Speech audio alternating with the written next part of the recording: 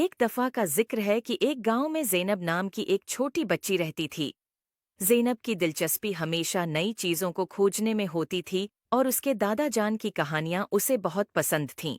اس کے دادا جان ہمیشہ اسے جادوئی کہانیاں سناتے اور اپنے بچپن کے دلچسپ واقعات سناتے تھے۔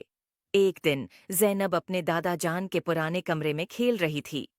اس نے ایک پرانی لکڑی کی الماری دیکھی جس میں ایک چھوٹا سا صندوق رکھا تھا۔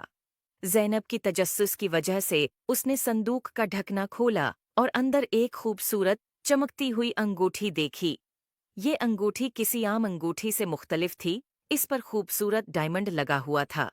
زینب نے انگوٹھی کو اٹھا کر اپنے دادا جان کے پاس لے گئی اور ان سے پوچھا، دادا جان، یہ کیا ہے؟ دادا جان نے انگوٹھی دیکھ کر مسکرایا اور کہا، یہ جادوئی انگوٹھی ہے۔ یہ انگوٹھی ہمارے خاندان کی حفاظت کے لیے ہے۔ جب کوئی صحیح نیت سے اسے پہنتا ہے تو یہ ایک جادوئی مخلوق میں تبدیل ہو جاتا ہے جو پہننے والے کی حفاظت کرتا ہے۔ زینب نے حیرت سے پوچھا، کیا میں اسے پہن سکتی ہوں؟ دادا جان نے نرمی سے کہا، ہاں، لیکن یاد رکھو، یہ انگوٹھی صرف صحیح نیت اور دل کی پاکیزگی کے ساتھ ہی اپنا جادو دکھاتی ہے۔ زینب نے انگوٹھی پہنی اور اچانک ایک نرم روشنی کے ساتھ انگوٹھی ایک چھوٹی پیارے مونسٹر میں تبدیل ہو گئی۔ یہ جن سبز رنگ کا تھا اور اس کی آنکھیں چمک رہی تھیں۔ وہ دوستانہ انداز میں زینب کی طرف دیکھنے لگا۔ جن اور زینب بہترین دوست بن گئے۔ جن ہمیشہ زینب کی حفاظت کرتا۔